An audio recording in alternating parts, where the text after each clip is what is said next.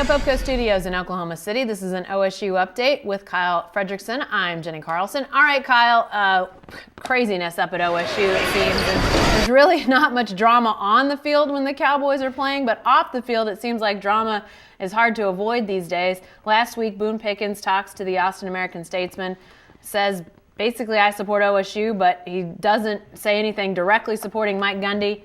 Then Gundy responds, but this was kind of an interesting setup to all that on Monday, right? Yeah, it was an odd set of circumstances. Like you mentioned, it was just a few days after the Austin American-Statesman stuff comes out. Gundy's fielded a bunch of questions about how this young team is going to improve. They're on the 4-game slide, and Pickens gets brought up, and Gundy basically says, no, I haven't read these comments. I don't know what you're saying.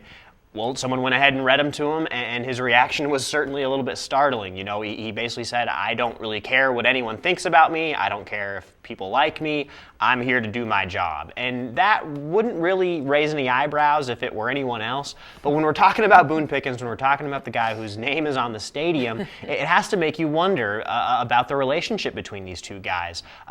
Both of them had the opportunity to at least give a compliment, to say, hey, this is my guy. Look at all the success Mike Gundy has brought to OSU. For Gundy, Boone Pickens has been, instrumental in the success as well with the donations. These are two guys who should kind of have the same goal in mind and be working towards it. And instead, they're basically writing each other off. So, I don't know if we should read too much into either side. That they're both guys who have big personalities, are going to say what they think. Mike Gundy, honestly, he's only focused on winning football games.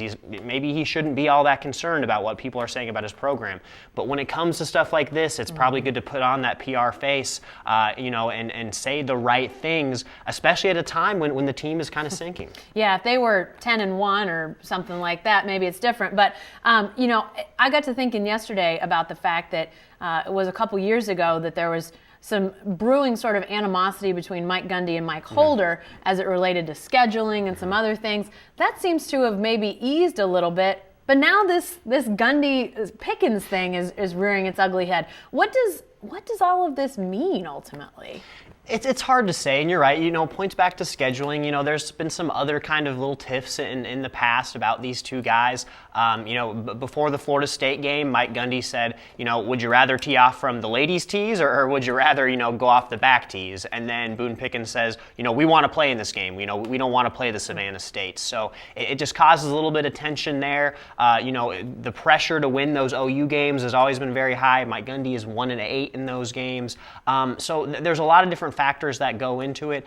As far as what it means for the relationship moving forward, it's hard to say because Boone Pickens is heavily invested in this athletic department. His voice is one that Mike Holder is going to respect just based on and everything they've invested in the Pickens name and what he's brought to the program. So when we're talking about potential job changes, Florida, right, things like that coming up, this is a situation where if these two guys aren't on the same page, that might not bode well for Gundy's future. Could that be overreading the situation? It's very possible. This might just be a little spat between two guys who both make a lot of money. But at the end of the day, when all these rumors are swirling, it definitely doesn't do anything to confirm that Gundy is the long-term choice and the long-term guy at OSU. Well, and I think you bring up Florida. I think lastly, we probably need to talk about that because Mike Gundy has surfaced at the top of a lot of lists, both odds makers lists in Vegas, and some people, down in Florida, and people that are more closely monitoring that situation. I have to think that this seeming fracture between Gundy and Pickens is at least in part related to that. But then, of course, it has to go back to the success that Mike Gundy's had at OSU as well. Right. And I think it's something interesting to note. People in this market and in the state, they look at the job Mike Gundy's doing right now and they think, wow, maybe this is a bad year for him. Is he the coach that we thought? But the national perspective, clearly, at least in Vegas's mind, is that this is a down year for a coach who's very good and would be a good fit at an SEC school. I mean, that's really what it says.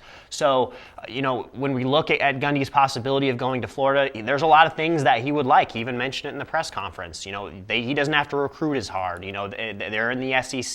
There's a lot of visibility. It's a top program. So a lot of the challenges of bringing recruits to Stillwater are things that Gundy wouldn't have necessarily down in Gainesville. So it's an interesting situation. I don't know if this tiff with Boone would necessarily propel Gundy to Florida. Wouldn't go as far to say that, but no doubt it's one of those little things that can maybe spur a coach to go somewhere else, maybe somewhere where he doesn't have a billionaire booster who's looking over his shoulder. All right, stay tuned. Thanks, Kyle. Be sure to stay with the best coverage team anywhere at newsok.com and every day in the Oklahoma.